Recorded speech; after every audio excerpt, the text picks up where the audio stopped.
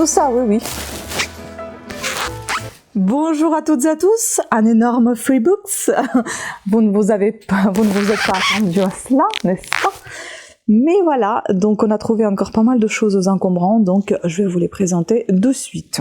Il y a des livres qui intéressent plutôt mon chéri, mais je pense que je m'y lancerai aussi, pourquoi pas, perché non. Donc je vais vous présenter tout ce tas, je vous annonce tout de suite la couleur, il y en a 2, 4, 6, 8, 10, 12, 13 livres. Comme ça, vous êtes avertis. La vidéo va être très très longue, donc allez vous prendre un petit thé, un petit café, un petit dessert, je n'en sais rien. Ou bien écoutez-moi tout simplement en fond d'écran. Aucun souci, ça ne me pose pas de problème. Mais n'oubliez pas de vous abonner et activer la petite cloche de notification, s'il vous plaît. Ça fait toujours plaisir. Je sais que ça, on vous rabâche les oreilles avec ça, toutes les youtubeuses, tous les youtubeurs. Mais on est obligé de vous faire penser à ne pas oublier de vous abonner parce que c'est très important pour nous. Voilà, et donc on va commencer avec ce livre de Nicole Avril, L'Impératrice. Je ne sais pas, mais là maintenant, non pas du tout. Ça me faisait penser au départ à Sissi. C'est quoi son vrai nom? Elisabeth, non? Je ne sais plus, d'Autriche, je sais pas, mais du coup là quand je la vois de près, ça me fait pas du tout penser à elle. Donc ici nous avons édition France Loisirs, regardez comment elle est jolie, j'aime beaucoup cette écriture. C'est un livre au format relié. Donc ici nous allons voir, qu'est-ce qu'on a ici? On a pas mal d'écritures, un peu à droite à gauche. Donc le livre est en super bon état, on a quelques illustrations, je viens d'apercevoir des photos. Ah bah si. Je trouve très belle cette impératrice. Donc un petit peu de Nicole Avril, elle est née à Rambouillet, voisine. Après des études et une licence S-lettres à Lyon, elle devient professeure, puis abandonne la pédagogie pour la comédie au théâtre et à la télévision. Mariée à Jean-Pierre Elkabbach, en 1972, elle publie son premier roman Les gens de Misard, qui obtient le prix des 4 jurys et sera suivi d'autres romans, Les remparts d'Adrien, ça me parle, Le jardin des absents, L'été de la Saint-Valentin, Monsieur de Lyon, La disgrâce, Jeanne, La première alliance, Sur la peau du diable, Dans les jardins de mon père et Il y a longtemps que je t'aime. Eh ben dis donc, une longue bibliographie, pardon. Et donc ici, on va parler du bouquin, justement, de toutes les héroïnes imaginées par l'histoire. Élisabeth d'Autriche fut et reste l'une des plus romanesques, belle, mélancolique, rebelle, impératrice à 16 ans. Elle régna ainsi jusqu'à son assassinat en 1898 sur des peuples aussi nombreux que ses songes. Et ça, justement, j'ai découvert un petit peu de son histoire grâce au portrait, le livre que j'avais lu, où on décryptait chaque portrait des impérateurs, des impératrices, des reines, des rois, des gens importants de l'époque, voilà. Ça, c'était très intéressant et c'est de là que ça m'a beaucoup attiré aussi l'histoire de Sissi comme Marie-Antoinette. Mais pour l'instant, Marie-Antoinette est indétrônable pour moi. Mais Sissi est très belle également. Donc, hors de cette femme singulière, la légende n'a retenu le plus souvent que le profil mièvre de Sissi. D'où ce récit, tout de passion et d'érudition. L'impératrice, réanimée par le style d'un écrivain complice, retrouve les frémissements, les emportements qui firent son destin. Élisabeth, impériale et royale, poète républicaine, éprise d'absolu subjugant, l'Autriche-Hongrie par son charme sans pareil. Mais par-delà ce destin sublime et douloureux, c'est toute une Europe défunte qui est ici convoquée, avec l'effervescence de ces nations, avec ses drames, avec son horizon aimanté par la violence et la guerre. Élisabeth sut traverser les tumultes de ce monde d'hier qui préfigure le nôtre. Voilà. Et derrière, donc on a, je suppose que c'est un avis de Christian Sauvage, le journal du dimanche. On sort de ce livre fourbu, comme après ces chevauchés qui s'imposaient Sissi, mais aussi transporté par cet ouragan de bruit, de fureur et d'histoire.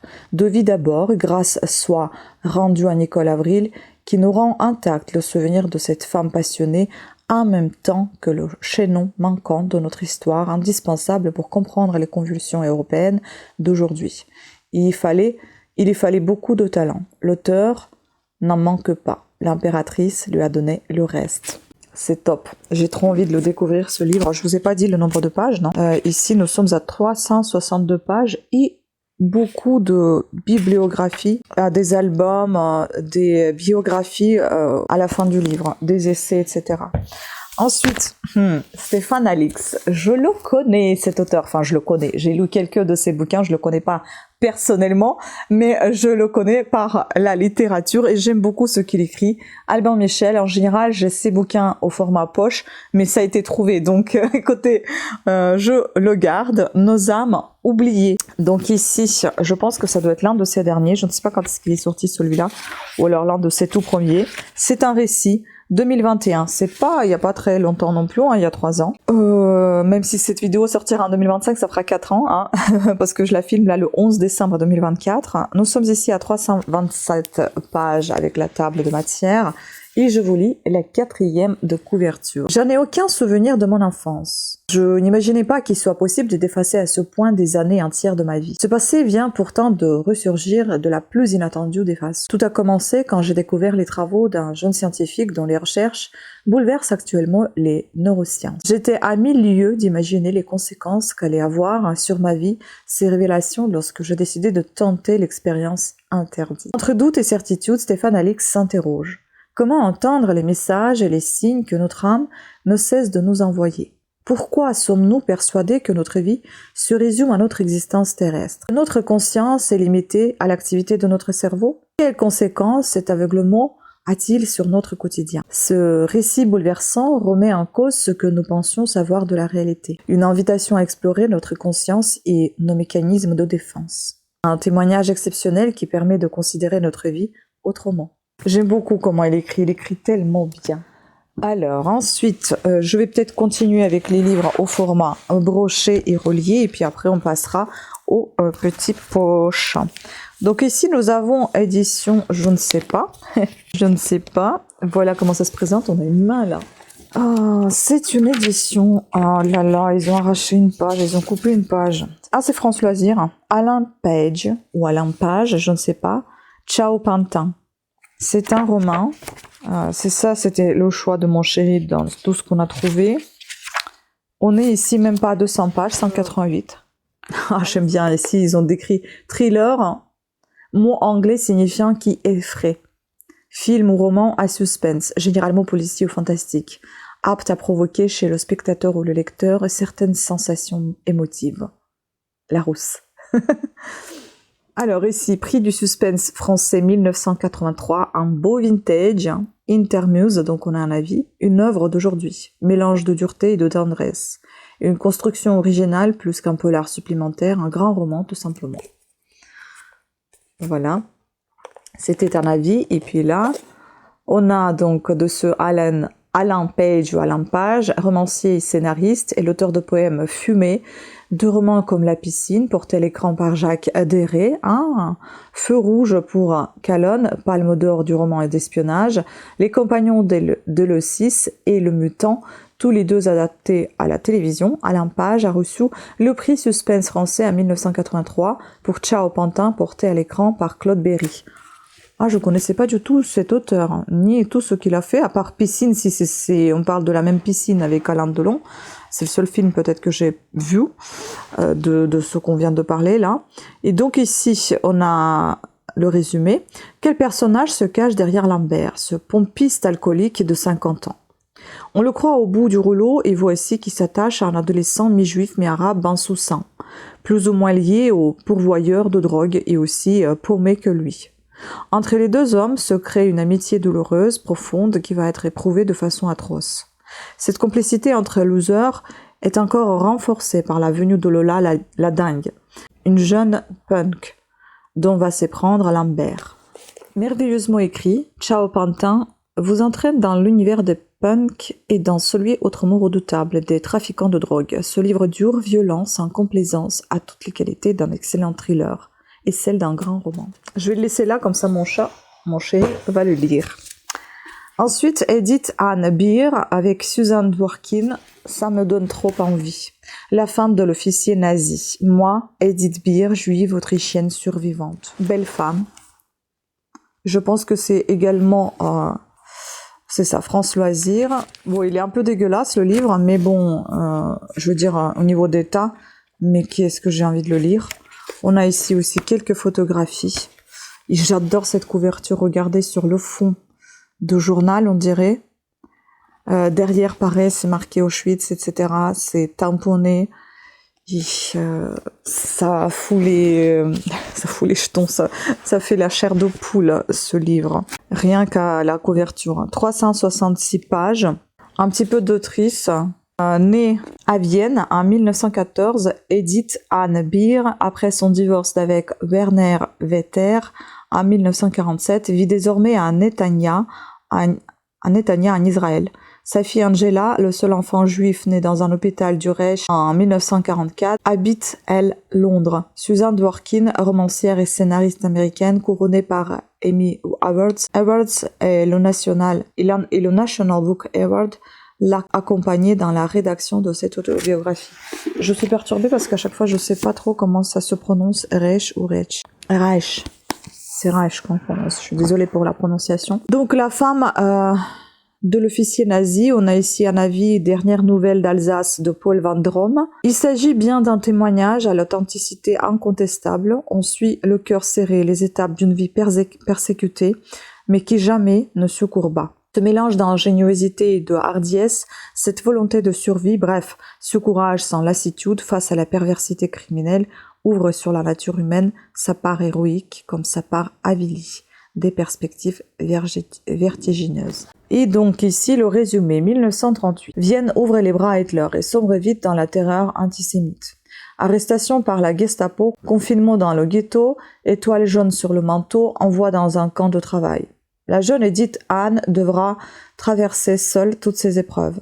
Alors que sa mère est déportée et que son fiancé l'a abandonnée, elle choisit de fuir et de gagner Munich sous une fausse identité. Là, elle rencontrera Werner Vetter, un nazi qui, amoureux d'elle, l'épousera malgré l'aveu de sa condition juive. Du filet tentaculaire de DSS, ça me fait ouf. Du filet tentaculaire des SS à la réalité vécue de la clandestinité, de la délation ordinaire à l'aide des anonymes de son impossible union à la naissance de sa fille dans un hôpital du Reich.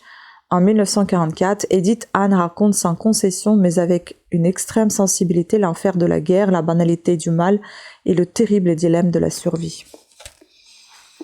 Ça va être très très difficile ce livre, donc il faut s'armer de l'humeur plate. Parce que c'est dur de lire ces choses-là.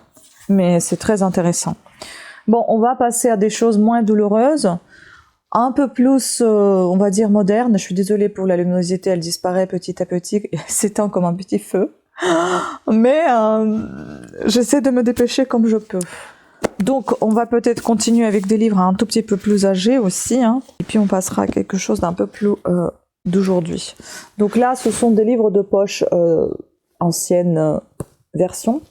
Ici, on va retrouver ces 3 livres de Barbara Taylor Bradford. Je connais pas du tout, mais je me dis c'est génial, il y en a 3. Est-ce que c'est une saga? Est-ce que c'est une trilogie? Est-ce que c'est plus que ça? Je n'en sais rien. Mais il faut dire que j'ai déjà une partie de ça. Les voix du cœur, l'espace d'une vie et l'héritage d'Emma. On va commencer par l'espace d'une vie. Je suppose que ça doit être l'un de ses premiers romans. Et on découvrira au dos si c'est vraiment quelque chose qui fait suite. Qu'est-ce que ça me fait peur, les anciennes versions, c'est tellement blindé, c'est rempli de malades. On est ici à plus de 800 pages, c'est très très très chargé. Alors, le roman de Barbara Taylor Bradford est Histoire d'une vie, que nous allons suivre pas à pas, la vie d'Emma Hart. À 14 ans, nous sommes à la fin du siècle dernier, Emma est domestique dans un château les environs de Leeds, en Angleterre. Mais elle refuse d'accepter le destin qui l'attend, celui de ses parents, ses frères, le destin des pauvres et des sans espoir. L'espace d'une vie, un très beau roman de passion, de toutes les passions, celle des êtres aimés, celle de l'ambition. Ça va être très à l'eau de rose, je pense.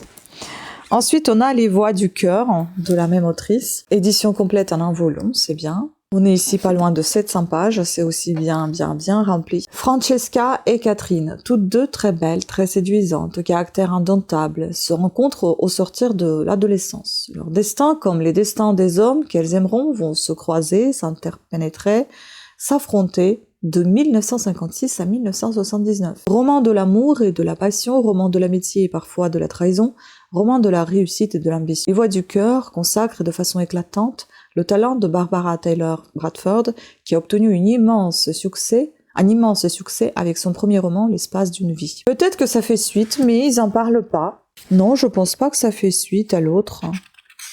Je pense que ce sont des romans indépendants.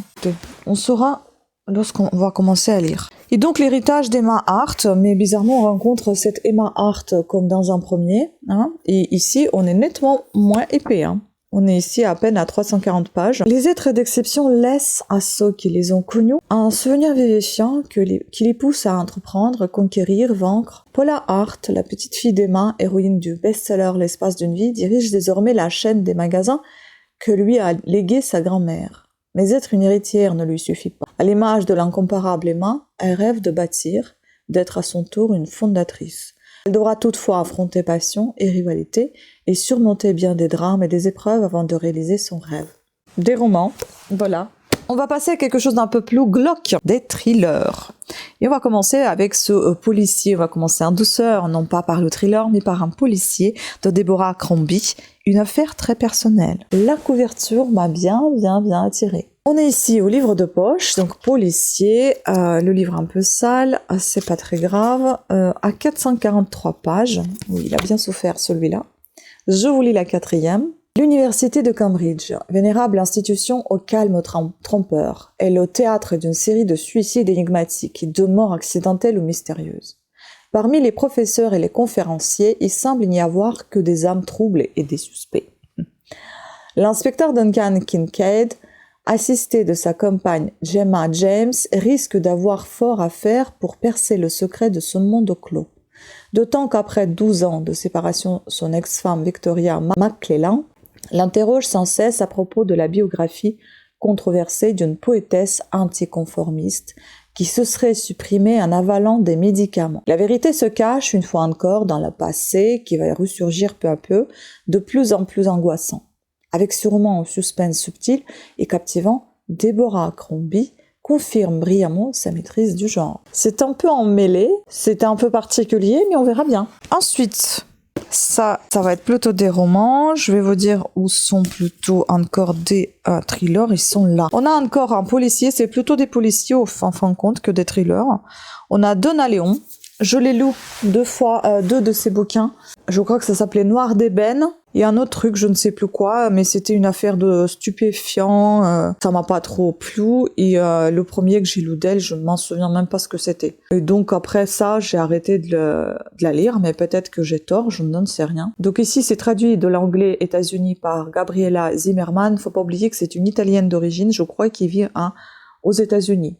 Donc une enquête du commissaire Brunetti en haut, dangereuse, aux éditions Point. Et nous sommes ici à peine à 330 pages. Alors, on a ici un avis, je vais lire comme ça parce que c'est noir et je vois pas trop bien. Enfin, il y a du rouge sur du noir. On a un avis de The Times. On ressent la tension, la peur, mais aussi de l'émerveillement. C'est ça. Né dans le New Jersey, Donna Leon a vécu pendant plus de 30 ans à Venise. Traduite en 25 langues, les enquêtes du commissaire Brunetti ont séduit des millions de lecteurs. Toutes sont disponibles chez Point. Donc, résumé. Dans un hospice vénitien, une patiente en fin de vie souhaite témoigner à propos de Vittorio, son défunt mari. Pour elle, c'est certain, il a été assassiné. Le commissaire Brunetti et son adjointe Claudia Grifogni, dépêchés à son chevet, lui jurent de mener l'enquête. L'homme travaillait pour une compagnie de contrôle de qualité des eaux vénitiennes. Serait-ce là le mobile du meurtre? Donna Leon nous prouve son immense talent de conteuse et son regard si unique sur Venise. Écoutez, à découvrir. Puis celui-ci m'a beaucoup attiré. Je ne suis pas hyper fan des histoires vraies, mais j'ai l'impression plus elles sont glauques, plus elles m'attirent, mais plus elles me font trop peur en fait, et plus elles me dépriment.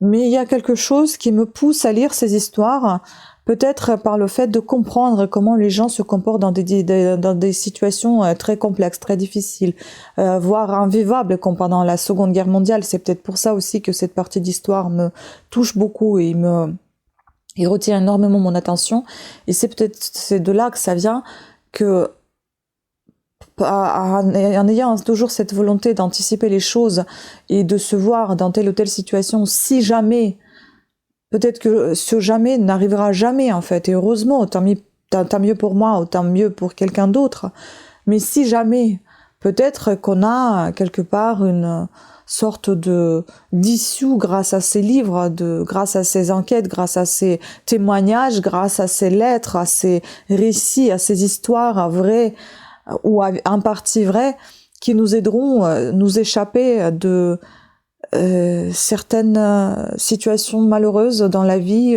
Qui sait? Je ne sais pas. Donc c'est peut-être pour ça qu'il y a une attirance comme ça vers ces livres-là. Non pas pour me torturer le cerveau, mais pour peut-être apprendre, comprendre et agir et réagir, anticiper. On ne sait jamais. Donc voilà, c'est pour ça que je les prends. Si jamais la question vous vous posiez, pourquoi à chaque fois j'en parle alors que j'ai peur. Donc Abigail Dean, fille. Donc c'est un livre qui a eu prix des lecteurs en sélection 2024, donc c'est tout récent. On aime cette histoire hallucinante, inspirée de faits divers cosmopolitains qui nous parlent. Aux éditions Livres de poche, nous sommes ici à peine à 440 pages. Fille A. Aux yeux du monde, l'ex-Gracie est la fille A. Celle qui s'est échappée à 15 ans de la maison des horreurs, où ses parents la séquestraient avec ses frères et sœurs. Depuis, elle n'a jamais cessé de fuir, mettant un océan entre elle et les souvenirs. Mais lorsque sa mère meurt en prison, elle la nomme exécutrice testamentaire. L'ex ne peut plus esquiver. Il lui faut décider du sort de la maison et obtenir l'accord des siens, ce qui signifie les retrouver et replonger dans la souffrance qu'ils ont partagée. Phénomène outre-Atlantique, traduit dans 36 pays et salué par une presse unanime, ce premier roman incendiaire, inspiré d'une histoire vraie, sonde les liens familiaux et la mémoire traumatique. On a également un avis de Clémentine Golzal de Elle, habilement construit, tenu par un mystère qui ne se dévoile qu'à la fin. Fille A est une fiction puissante sur l'enfance et ses séquelles. Et l'image est quand même troublante. Cet enfant dans cette lettre A, emprisonné dans cette lettre A, rouge. Vu comme ça, on dirait qu'il n'y a rien, absolument rien dans cette couverture. Mais si, elle est quand même bien profonde. Hein. Ensuite, il nous reste plus que 3 livres. J'espère que j'aurai assez de mémoire, parce que de cartes, je parle. Bon, ceux-là, ils sont bien jaunes, mais c'est pas grave. On a Caroline Grimm, Churchill m'a menti. C'est un roman, normalement. Nous sommes ici à 275 pages. Assez aéré, mais ça c'est facile à lire ou pas, je n'en sais rien. Tout dépend de ce contenu, de ce sujet. Est-ce quelque chose d'assez profond ou est-ce quelque chose d'assez humoristique? On n'en sait rien. On va le savoir grâce au résumé. On y va. C'est une histoire vraie et oubliée. Celle de l'île de Jersey abandonnée par Churchill en juin 1940, envahie par les Allemands 2 mois plus tard. Comment vont survivre les habitants de l'île livrés à l'ennemi? Pour qui les nazis font-ils construire les seuls camps de concentration de l'Europe de l'Ouest? Des centaines de Français y seront déportés. Pourquoi Churchill n'en a-t-il jamais parlé? Ces années de lutte, l'auteur les raconte en suivant le quotidien palpitant des personnages qui n'ont eu d'autre choix que de collaborer avec l'occupant ou de résister. Un roman poignant sur un chapitre ignoré de la Seconde Guerre mondiale. Voilà, aucun humour. Donc c'est encore une histoire vraie et on se retrouve encore pendant la Seconde Guerre mondiale. Un chef-d'œuvre par Gérard Collard, librairie de la Griffe Noire, et Charlotte Ponce de Le Point nous dit un roman choral bouleversant. Caroline Grimm nous transporte.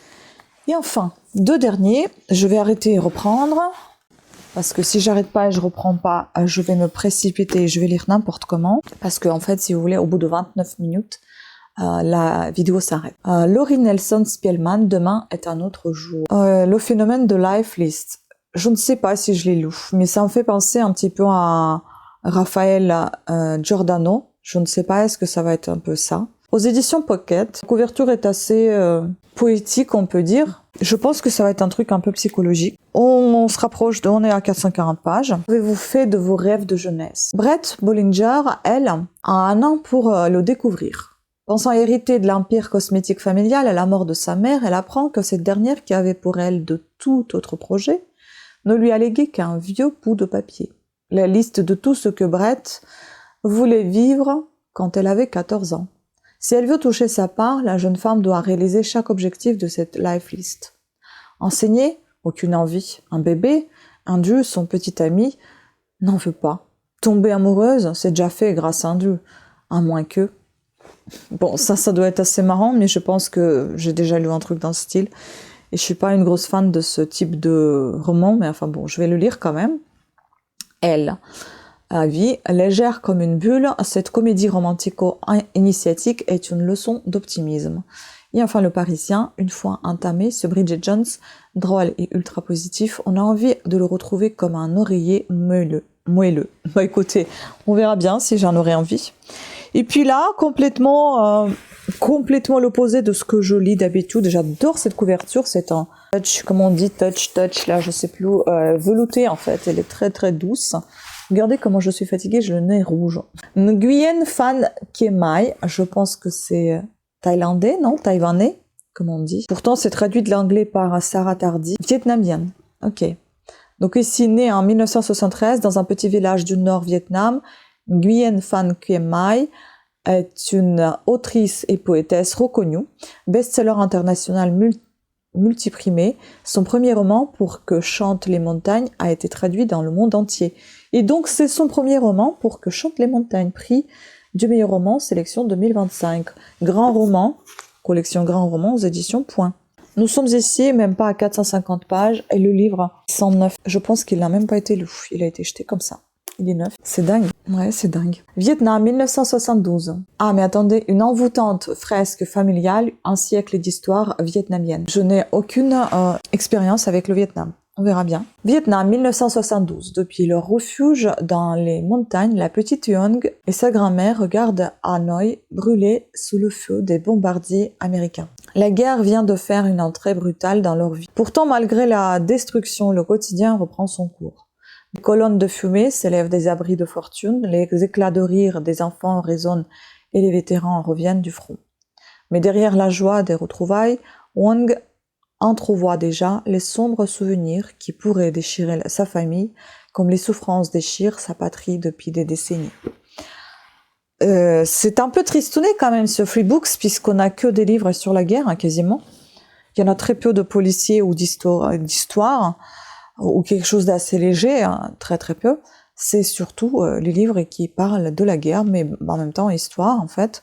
Écoutez, ça ne me déplaît pas, mais c'est sûr qu'il ne faut pas avoir un mood très tristouné pour pouvoir lire ce type de littérature. Mais je le ferai avec un grand plaisir et je partagerai avec vous, bien évidemment, mon avis dans des points de lecture. Voilà, donc sur ce, je vous embrasse. Je vous conseille de nouveau de vous abonner si vous souhaitez suivre ma chaîne et mes aventures livresques, ainsi que les langues un jour, je les reprendrai. Mes lectures également en ligne. Donc si le cœur vous dit, n'hésitez pas, c'est gratuit. Voilà, sur ce, je vous embrasse et je vous dis à très très bientôt. Ciao.